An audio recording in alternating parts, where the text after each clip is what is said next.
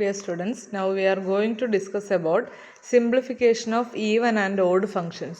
നമ്മൾ കഴിഞ്ഞ ദിവസം ഒരു normal periodic function with period 2πയുടെയും കണ്ടു, വിത്ത് പീരീഡ് ജനറലൈസ് ചെയ്ത് 2l പീരിയോഡിക് ഫംഗ്ഷൻ്റെയും ഫിരിയർ സീരീസ് എക്സ്പാൻഷൻ എങ്ങനെ എഴുതാം, അതിനകത്ത് വരുന്ന കോഎഫിഷ്യൻസ് ആയ a0, an, bn ഇതെങ്ങനെ കണ്ടുപിടിക്കാം എന്നുള്ള ഫോർമുലയെ നമ്മൾ കണ്ടു കഴിഞ്ഞു.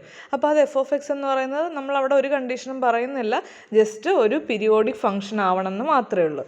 ഇനി നമ്മൾ പർട്ടിക്കുലർ കേസുകളിലോട്ട് പോവുകയാണ്. f(x) ഈവൻ പീരിയോഡിക് ഫംഗ്ഷൻ ആകുമ്പോൾ ഈ ഫോർമുലാസ് എങ്ങനെയായിട്ട് മാറും, അതുപോലെ തന്നെ f(x) ഓഡ് പീരിയോഡിക് ഫംഗ്ഷൻ ആകുമ്പോൾ ഈ ഫോർമുലാസിന് വരുന്ന മാറ്റം, അതാണ് നമ്മളിനി നോക്കാൻ പോകുന്നത്. ഓക്കെ, അപ്പം നോക്കാം.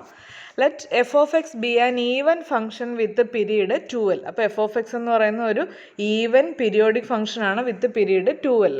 അപ്പോൾ ഈവൻ ഫംഗ്ഷൻ്റെ പ്രത്യേകത എന്താ? ഈവൻ ഫംഗ്ഷൻ എന്ന് പറഞ്ഞാൽ f(-x)ൻ്റെ വാല്യൂവും f(x)ൻ്റെ വാല്യൂവും ഈക്വൽ ആയിരിക്കും ഫോർ ഓൾ എക്സ്.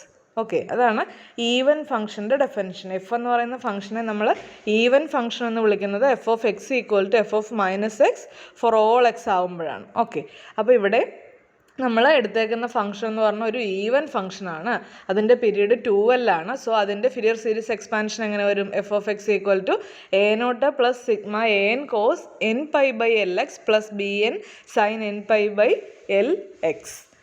ഇനി നമുക്ക് a0, an, bn ഇതിൻ്റെയൊക്കെ വാല്യൂ കണ്ടുപിടിക്കണം. അപ്പോൾ ആദ്യം നമുക്ക് bnൻ്റെ വാല്യൂ കണ്ടുപിടിക്കാം. bnൻ്റെ വാല്യൂ എന്തായിരുന്നു? ജനറൽ ഫോർമുല നമുക്ക് ആദ്യം അപ്ലൈ ചെയ്യാം, അതിനുശേഷം നമുക്ക് ഈ ഈവൻ എന്നുള്ള പ്രോപ്പർട്ടി അപ്ലൈ ചെയ്ത് സിംപ്ലിഫൈ ചെയ്യാം. അപ്പോൾ bn = എന്ത് കിട്ടും? 1/l ഇൻറ്റു ഇൻ്റഗ്രൽ, bnൻ്റെ എക്സ്പ്രഷൻ എങ്ങനെയായിരുന്നു? 1/l into integral -l to l f(x) into sine nπ/lx dx. Okay, ഇതായിരുന്നു. അപ്പോൾ ഇവിടെ നമുക്ക് അടുത്ത സ്റ്റെപ്പിൽ നമ്മൾ വരുത്തുന്ന മാറ്റങ്ങൾ ഞാനിപ്പോൾ പറയാം. അതാണ് ഇവിടെ എഴുതിയേക്കുന്നത്. 1/l into integral -l to l f(x) sin nπ/lx dx.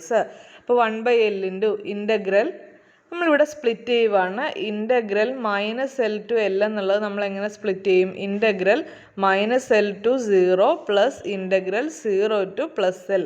ഇങ്ങനെ നമ്മൾ സ്പ്ലിറ്റ് ചെയ്ത് എഴുതി ആ സ്റ്റെപ്പാണ് ഇവിടെ എഴുതിയേക്കുന്നത്. പ്ലസ് വേറെ മാറ്റങ്ങളൊന്നും നമ്മൾ അകത്ത് വരുത്തിയിട്ടില്ല, ഇത്രയും ഒരു സമ്മേഷനായിട്ട് എഴുതിയതേ ഉള്ളൂ ഇൻ്റഗ്രേഷൻ. ഇനി അടുത്ത സ്റ്റെപ്പിൽ നമ്മൾ ആ സമ്മേഷനിലെ ഓരോന്നിനകത്തും f(x) ഈവൻ അല്ലേ, അപ്പോൾ f(x)ന് പകരം f(-x) എന്ന് കൊടുക്കുക.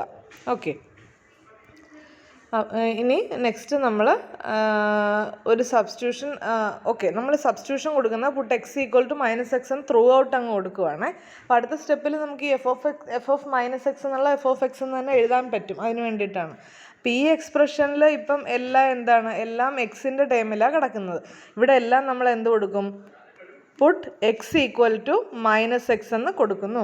അപ്പോൾ ഈ f(x)ൻ്റെ അകത്തും f(-x) വരും, sin nπ/lx-ന് വരും sin nπ/l ഇൻറ്റു -x വരും, dx-ന് വരും -dx വരും. അതുപോലെ തന്നെ അടുത്ത എക്സ്പ്രഷനിലും അങ്ങനെ തന്നെ വരും. ഓക്കെ, ഇനി നെക്സ്റ്റ് സ്റ്റെപ്പിൽ നമ്മൾ എന്ത് ചെയ്യുമെന്ന് വെച്ചാൽ ആ മുകളിലത്തെ സ്റ്റെപ്പിലുണ്ടായിരുന്ന f(-x) എന്നല്ല ഇവിടെ ഉണ്ടായിരുന്നത്. അപ്പോൾ ഈവൻ ഫംഗ്ഷൻ ആയതുകൊണ്ട് നമ്മളതിനെ f(x) എന്ന് തന്നെ എഴുതാൻ പറ്റും. ഇനി ഇതിൻ്റെ കൂടെ എന്താണ്? സൈൻ nπ/l ഇൻറ്റു -x എന്ന്. അപ്പോൾ സൈൻ -θയുടെ ഫോർമുല എന്താണ്? സൈൻ -θ എന്ന് പറഞ്ഞാൽ നമുക്ക് മൈനസ് പുറത്തെടുക്കാം, അപ്പോൾ -sin θ എന്ന് വരും. അപ്പോൾ ഇവിടുത്തെ മൈനസ് നമുക്ക് പുറത്തെടുക്കാം, ഇവിടെയും ഓൾറെഡി ഒരു മൈനസ് ഉണ്ട്. അപ്പോൾ മൈനസ് എന്താവും? മൈനസ് ഇൻറ്റു മൈനസ് പ്ലസ് ആയിട്ട് മാറിയിട്ട് നമ്മൾ അവിടെ മൈനസ് അങ്ങ് കളയും രണ്ടിനും കൂടി. ഓക്കെ, അടുത്ത ഇൻ്റഗ്രേഷൻ്റെ അകത്തും അതേ സ്റ്റെപ്പ് തന്നെ. മനസ്സിലായോ? ഇപ്പോൾ എന്തോ ഒരു f(-x)ൻ്റെ മൈനസും പോവും, ഇവിടുത്തെ മൈനസ് ഇൻറ്റു മൈനസും കൂടെ ചേർന്നിട്ടും പ്ലസ് ആവും. അപ്പോൾ അടുത്ത സ്റ്റെപ്പിലെല്ലാം പ്ലസ് ആവും. അതുപോലെ തന്നെ അടുത്ത ഇൻ്റഗ്രേഷനിൽ. ഓക്കെ, ഇപ്പോൾ നമുക്ക് ഏത് സ്റ്റെപ്പിലാണ് നമ്മൾ നിൽക്കുന്നത്? 1/l ഇൻറ്റു ഇപ്പം നമ്മൾ നിൽക്കുന്ന സ്റ്റെപ്പ് ഇതാണ്. 1/l into integral l to 0. അപ്പം നിങ്ങളൊരു കാര്യം അവിടെ ശ്രദ്ധിക്കണം, ലിമിറ്റും കൂടെ മാറും. കാരണം നമ്മൾ എക്സിന് -x എന്ന് സബ്സ്റ്റിറ്റ്യൂട്ട് ചെയ്യുമ്പോൾ, ഇപ്പോൾ ആദ്യത്തെ ഇൻ്റഗ്രേഷൻ നോക്കിക്കേ, ഇവിടെ ഉണ്ടായിരുന്നത് എങ്ങനെയായിരുന്നു? ഇൻ്റഗ്രേഷനിൽ -L to 0 എന്നായിരുന്നു ഉണ്ടായിരുന്നത്. അപ്പോൾ നമ്മൾ എന്താ സബ്സ്റ്റിറ്റ്യൂഷൻ കൊടുത്തത്? എക്സ് മൈനസ് എക്സ് ആയിട്ടാണ് നമ്മൾ സബ്സ്റ്റിറ്റ്യൂഷൻ കൊടുത്തത്. അപ്പം എക്സ് ഈക്വൽ ടു -L ആകുമ്പോൾ -x എന്തായിട്ട് മാറും? അത് +L ആയിട്ട് മാറും. അപ്പോൾ ഇവിടുത്തെ ലിമിറ്റ് +L ആയിട്ട് മാറും. 0 എന്ന് പറയുന്നത് മൈനസ് കൊടുത്താലും പ്ലസ് കൊടുത്താലും 0 തന്നെ. അപ്പോൾ ആ ലിമിറ്റിനും ആ ചേഞ്ച് ഉണ്ട് കേട്ടോ, അത് നിങ്ങൾ ശ്രദ്ധിക്കണം. ഓക്കെ, ഇനി അടുത്ത സ്റ്റേജിൽ നമ്മൾ സബ്സ്റ്റിറ്റ്യൂഷൻ ഒന്നും കൊടുത്തിട്ടില്ല. ഇത് ഓൾറെഡി എല്ലാം പ്ലസ്സിലാണ് കിടക്കുന്നത്. അപ്പോൾ അതുകൊണ്ട് നമ്മൾ ഇവിടെ എല്ലാം പ്ലസ് ആയിട്ട് തന്നെ ഈ സ്റ്റെപ്പ് അങ്ങനെ തന്നെ എഴുതുന്നു. ഈ ഒരു മൈനസ് വരുന്ന സ്ഥലത്ത്, അതായത് -L ലിമിറ്റ് കിടന്ന സ്ഥലത്ത് +L ആക്കാൻ വേണ്ടിയിട്ടാണ് നമ്മൾ എക്സിന് -x എന്ന് സബ്സ്റ്റിറ്റ്യൂഷൻ കൊടുത്തത്. രണ്ടാമത്തെ ഇൻ്റഗ്രേഷനിൽ ആ സബ്സ്റ്റിറ്റ്യൂഷൻ്റെ ആവശ്യമില്ല. അപ്പോൾ ഒരിടത്ത് മാത്രം സബ്സ്റ്റിറ്റ്യൂഷൻ കൊടുക്കാനാണ് നമ്മൾ ഇവിടെ വെച്ച് ഇൻ്റഗ്രേഷൻ സ്പ്ലിറ്റ് ചെയ്തത് കേട്ടോ. ഓക്കെ, ഇനി അടുത്ത സ്റ്റെപ്പിൽ എന്ത് കിട്ടും? ഇവിടെ ഇപ്പോൾ കിടക്കുന്നത് ഇൻ്റഗ്രൽ, ഫസ്റ്റ് ഇൻ്റഗ്രൽ കിടക്കുന്നത് ഇൻ്റഗ്രൽ L to 0 എന്നല്ലേ. അപ്പോൾ ഇൻ്റഗ്രൽ L to 0 എന്ന് പറഞ്ഞാൽ this is equal to -(integral 0 to L) അല്ലേ.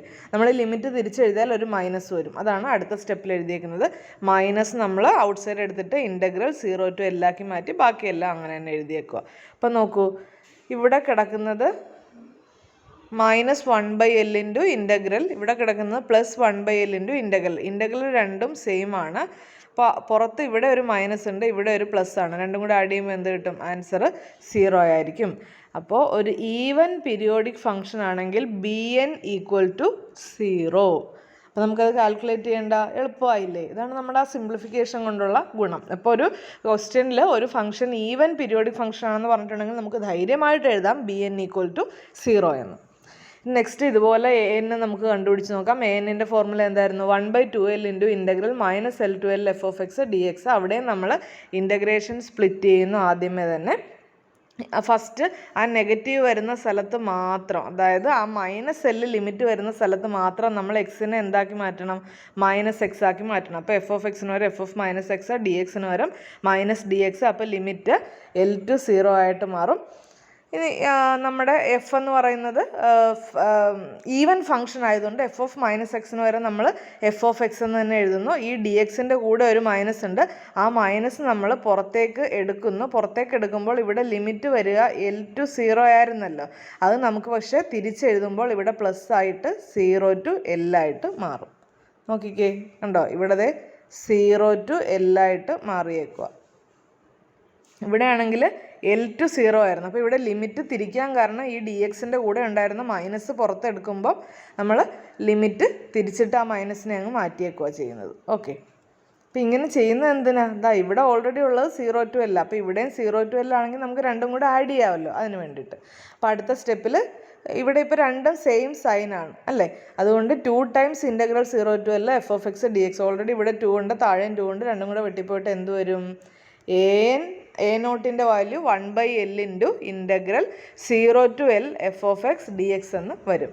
അപ്പോൾ ആദ്യം ഉണ്ടായിരുന്ന ഫോർമുല എന്തായിരുന്നു? ആദ്യം ഉണ്ടായിരുന്ന ഫോർമുല ഇതായിരുന്നു, 1/2L into integral -L to L f(x) dx. ഇത് അതിനേക്കാളും സിമ്പിൾ അല്ലേ, മൈനസിലോട്ടൊന്നും പോയിട്ടില്ല. ഈ 1/L into integral 0 to L into f(x) dx. നമുക്ക് എപ്പോഴും ലിമിറ്റ് 0 സബ്സ്റ്റിറ്റ്യൂട്ട് ചെയ്യുമ്പോൾ നമുക്കൊരു എളുപ്പമില്ലേ. അപ്പോൾ ഇവിടെ ആണെങ്കിൽ ലിമിറ്റുകളൊന്നും 0 ഇല്ലായിരുന്നു. അടുത്ത ഇതിലോട്ട് സിംപ്ലിഫൈ ചെയ്ത് കിട്ടിയപ്പോൾ നമുക്ക് ഒരു ലിമിറ്റ് 0 ആയിട്ട് കിട്ടി. ഇനി എന്തുകൂടെ കണ്ടുപിടിച്ചാൽ മതി? ഇനി an കൂടി കണ്ടുപിടിച്ചാൽ മതി. an-ൻ്റെ ഫോർമുലയിലും ഇതുപോലെ തന്നെ സബ്സ്റ്റിറ്റ്യൂട്ട് ചെയ്യുക. 1/L into integral -L to L f(x) cos nπ/Lx dx. അടുത്ത സ്റ്റെപ്പിൽ നേരത്തെ ചെയ്ത പോലെ തന്നെ ഇൻ്റഗ്രേഷൻ സമ്മേഷനായിട്ട് നമ്മൾ സ്പ്ലിറ്റ് ചെയ്ത് എഴുതുന്നു. ഇപ്പോൾ ഇൻ്റഗ്രൽ ഇവിടെ നമ്മൾ an-ൻ്റെ കേസിൽ നമ്മൾ ഈ കാര്യങ്ങളൊക്കെ തന്നെയാണ് ചെയ്യുന്നത്. ഇൻ്റഗ്രേഷൻ്റെ -L to L എന്നുള്ളത് നമ്മൾ സമ്മേഷനായിട്ട് എഴുതുന്നു. -L to 0 പിന്നെ +0 to L ആയിട്ട് സ്പ്ലിറ്റ് ചെയ്യുന്നു. അടുത്ത സ്റ്റെപ്പിൽ ആ -L വരുന്ന ഇൻ്റഗ്രേഷൻ്റെ അകത്ത് മാത്രം എക്സിന് പകരം നമ്മൾ -x സബ്സ്റ്റിറ്റ്യൂട്ട് ചെയ്യുന്നു. ബാക്കി അങ്ങനെ തന്നെ എഴുതുന്നു. പിന്നെന്താ, f(-x)ന് പകരം f(x) എന്ന് നമുക്ക് റീപ്ലേസ് ചെയ്യാൻ പറ്റും. ഇവിടെയാണെങ്കിൽ കോസിൻ്റെ പ്രത്യേകത എന്താണ്? കോസ് -θ എന്ന് പറഞ്ഞാൽ അത് കോസ് θ തന്നെയാണ്. അപ്പോൾ ഓൾറെഡി ഈ നേരത്തെ സൈനിൻ്റെ അകത്തുനിന്ന് മൈനസ് പുറത്ത് വന്ന പോലെ ഇവിടുന്ന് നമുക്ക് മൈനസ് പുറത്ത് വരില്ല അല്ലേ. അപ്പോൾ ഇവിടെ എന്ത് കിട്ടും? Cos n pi by L x എന്ന് തന്നെ അടുത്ത സ്റ്റെപ്പിലോട്ട് വരും. പിന്നെ മൈനസ് എവിടെ മാത്രമേ ഉള്ളൂ? ഡി എക്സിന് മാത്രമേ ഒരു മൈനസ് ഉള്ളൂ. ആ മൈനസ് നമ്മൾ പുറത്തോട്ട് കൊണ്ടുവരുമ്പോൾ ഈ ലിമിറ്റ് തിരിച്ചെഴുതിയാൽ മതി. ഓക്കെ, അപ്പോൾ നമുക്ക് മൈനസ് എഴുതേണ്ട ആവശ്യമില്ല. ഇപ്പോൾ ഇവിടെ ലിമിറ്റ് കിടക്കുന്നത് ഇൻ്റഗ്രൽ എൽ ടു 0 എന്നാണ്. അകത്ത് കുറച്ച് ടേമുകൾ കഴിഞ്ഞിട്ട് ഒരു മൈനസ് ഡി എക്സും കൂടി ഉണ്ട്. ഓക്കെ, ഒന്നുകൂടെ എഴുതാതെ ഇതാ. ഇപ്പം നമുക്ക് കിടക്കുന്നത് ഇൻ്റഗ്രൽ എൽ ടു 0 കുറച്ച് ടേമുണ്ട്, അത് കഴിഞ്ഞിട്ട് മൈനസ് ഡി എക്സ് എന്നാണ് കിടക്കുക. അപ്പോൾ ഈ മൈനസ് നമ്മൾ ഔട്ട് സൈഡ് എടുക്കുമ്പോൾ നമുക്ക് എന്താ കിട്ടുക? ഇൻ്റഗ്രൽ എൽ ടു 0, ഇവിടെ കുറച്ച് ടേമുണ്ട്, അത് ഞാൻ എഴുതുന്നില്ല, ഇങ്ങനെയാണ് കിട്ടുക. ഓക്കെ, അപ്പോൾ നമുക്ക് ലിമിറ്റ് തിരിക്കണമെങ്കിൽ ആ മൈനസ് മാറ്റിയിട്ട് 0 ടു എൽ ബാക്കി ഇൻ്റഗ്രേഷൻ്റെ ഭാഗം അങ്ങനെ എഴുതിയാൽ പോരെ. അതാണ് നമ്മളിവിടെ ചെയ്തേക്കുന്നത്. ഇതാ നോക്കുക, 0 ടു എൽ ബാക്കി ആ ഇൻ്റഗ്രേഷൻ്റെ ഭാഗം അങ്ങനെ തന്നെ. ഇവിടെ ഒന്നും ചെയ്തിട്ടില്ല കേട്ടോ. അപ്പോൾ അടുത്ത സ്റ്റെപ്പിൽ നോക്കിക്കേ, നമ്മൾ ബി എൻ കണ്ടുപിടിച്ചപ്പോൾ ഇവിടെ ഒരു നെഗറ്റീവ് വന്നായിരുന്നു, അതുകൊണ്ടാണ് രണ്ടും കൂടെ ക്യാൻസൽ ചെയ്ത് പോയത്. പക്ഷേ എ എൻ കണ്ടുപിടിക്കുമ്പോൾ ഇവിടെ നെഗറ്റീവ് വരില്ല, രണ്ടും കൂടെ ആഡ് ചെയ്യുമ്പോൾ 2 ടൈംസ് സെയിം ഇൻ്റഗ്രൽ തന്നെ. അപ്പോൾ നമുക്ക് എന്ത് കിട്ടും? 2/L into integral 0 to L f of x cos n pi by L x d x എന്ന് കിട്ടും. ഓക്കെ, ഇതാണ് നമ്മുടെ എഫ് ഓഫ് എക്സിൻ്റെ ഫിരിയർ സീരീസിലെ കോഎഫിഷ്യൻസിൻ്റെ ഫോർമുല. ഇനി എഫ് ഓഫ് എക്സ് എന്തായിട്ട് മാറും? അപ്പോൾ ബി എന്നിൻ്റെ വാല്യൂ 0 അല്ലായിരുന്നു, ഇപ്പോൾ ഇവിടെ ബി എൻ സംതിങ് ഉണ്ട്, പക്ഷേ ബി എന്നിൻ്റെ വാല്യൂ 0 ആയതുകൊണ്ട് നമുക്ക് ആ ബി എന്നിൻ്റെ ടേമുകളെ കംപ്ലീറ്റ് ആയിട്ട് പോയിട്ട് എഫ് ഓഫ് എക്സ് ഇങ്ങനെ മാത്രം കിട്ടും. ഓക്കെ, അപ്പോൾ എഫ് എന്ന് പറയുന്നത് ഒരു ഈവൻ പീരിയോഡിക് ഫംഗ്ഷൻ ആണെങ്കിൽ എഫ് ഓഫ് എക്സിൻ്റെ ഫിരിയർ സീരീസ് എക്സ്പാൻഷനിൽ ഇങ്ങനെ കാണുള്ളൂ, ആ ബി എൻ തൊട്ടുള്ള ഭാഗം ഉണ്ടാവില്ല, because B n equal to 0. ഇനി ഇതുപോലെ തന്നെ നമുക്ക് ഓഡ് പീരിയോഡിക് ഫംഗ്ഷൻ്റെയും കണ്ടുപിടിക്കാൻ പറ്റും. അപ്പോൾ അടുത്തത് F of X is an odd periodic ഫംഗ്ഷനാണ്. എന്താണ് ഓഡ് പീരിയോഡിക് ഫംഗ്ഷൻ്റെ formula? F of X odd function എന്ന് വിളിക്കണമെങ്കിൽ F of minus X equal to minus F of X എന്ന് വരും. നേരത്തെ എന്തായിരുന്നു? എഫ് ഓഫ് മൈനസ് എക്സും എഫ് ഓഫ് എക്സും ഈക്വൽ ആകണം. ഇവിടെ ആണെങ്കിൽ F of minus X equal to minus F of X എന്ന് വന്നാൽ നമ്മൾ എഫിനെ ഓഡ് ഫംഗ്ഷൻ എന്ന് പറയും. ഓക്കെ, അപ്പോൾ നേരത്തെ ചെയ്ത പോലെ തന്നെ അതേ കാൽക്കുലേഷൻസ് തന്നെയാണ്. അപ്പോൾ എഫ് ഓഫ് മൈനസ് എക്സിന് വരെ നമ്മൾ എന്ത് എഴുതിയാൽ മതി? മൈനസ് എഫ് ഓഫ് എക്സ് എന്ന് എഴുതിയാൽ മതി. അപ്പോൾ അതുപോലെ നമുക്ക് എ നോട്ടും എ എന്നും ബി എന്നും കണ്ടുപിടിക്കാൻ പറ്റും. ആ ഫോർമുലാസ് എല്ലാ സ്റ്റെപ്പുകളും കൃത്യമായിട്ട് എഴുതിയിട്ടുണ്ട്, നിങ്ങളത് നോക്കിയാൽ മതി. ഓക്കെ, നേരത്തെ പറഞ്ഞ ആ ഈവൻ ഫംഗ്ഷൻ്റെ കേസിൽ പറഞ്ഞ പോലെ തന്നെയാണ് ഈവൻ ഫംഗ്ഷൻ്റെ കേസിൽ നമ്മൾ എഫ് ഓഫ് മൈനസ് എക്സ് കിടന്ന സ്ഥലത്തെല്ലാം എഫ് ഓഫ് എക്സ് എന്ന് എഴുതി. ഇനി നമ്മൾ എന്ത് എഴുതണം? ഇവിടെ എഫ് ഓഫ് മൈനസ് എക്സ് എന്ന് കിടക്കുന്ന സ്ഥലത്തെല്ലാം മൈനസ് എഫ് ഓഫ് എക്സ് എന്ന് എഴുതിയാൽ മതി. അപ്പോൾ നമുക്ക് അതനുസരിച്ചുള്ള ഫോർമുലാസ് കിട്ടും. അങ്ങനെ നമ്മൾ കണ്ടുപിടിച്ച് വരുമ്പോൾ എങ്ങനെയൊക്കെയാണ് വാല്യൂസ് കിട്ടുക? അങ്ങനെ കണ്ടുപിടിക്കുമ്പോൾ എ എൻ ഈക്വൽ ടു 0 എന്ന് കിട്ടും, ബി എന്നിന് നമുക്കിവിടെ വാല്യൂ കിട്ടും. എ നോട്ട് ഈക്വൽ ടു 0 എന്ന് കിട്ടും, ബി എന്നിന് നമുക്ക് ഇവിടെ ഒരു വാല്യൂ കിട്ടും. ഇനി അതുപോലെ തന്നെ എ എൻ ഈക്വൽ ടു 0 എന്ന് നമുക്ക് കിട്ടും. ഓക്കെ, അപ്പോൾ എന്തൊക്കെയാണ് വാല്യൂസ് കിട്ടുക? എ നോട്ടും 0 എന്ന് കിട്ടും, എ എന്നും 0 എന്ന് കിട്ടും, ബി എന്നിന് വാല്യൂ ഉണ്ട്. ഓക്കെ, ബി എന്നിന് വാല്യൂ ഉണ്ട്. അപ്പോൾ നമ്മൾ എഫ് ഓഫ് എക്സ് എഴുതുമ്പോൾ അതിനകത്ത് എ നോട്ടിൻ്റെ ടേമും കാണത്തില്ല, എ എന്നിൻ്റെ ടേമും കാണത്തില്ല, മറിച്ച് ഈ സമ്മേഷൻ്റെ ആ ബി എൻ ഉൾപ്പെടുന്ന ഭാഗം മാത്രം കാണും എഫ് ഓഫ് എക്സിൻ്റെ ഫിരിയർ സീരീസ് എക്സ്പാൻഷനിൽ. ഓക്കെ, അപ്പോൾ നമ്മളിവിടെ കൺക്ലൂഡ് ചെയ്ത് എഴുതിയേക്കുവാണ്. For even function of period 2π എന്ത് വരും? 2π പീരിയോഡിക് ആകുമ്പോൾ നമുക്ക് ആ എൻ പൈ ബൈ എല്ലിന് പകരം നമുക്ക് എന്ത് എഴുതാം? പൈ എന്ന് എഴുതാം. അപ്പോൾ ഇങ്ങനെ മാറ്റം വരും. അതുപോലെ തന്നെ odd periodic function with period 2π ആണെങ്കിൽ ഇങ്ങനെ മാറ്റം വരും.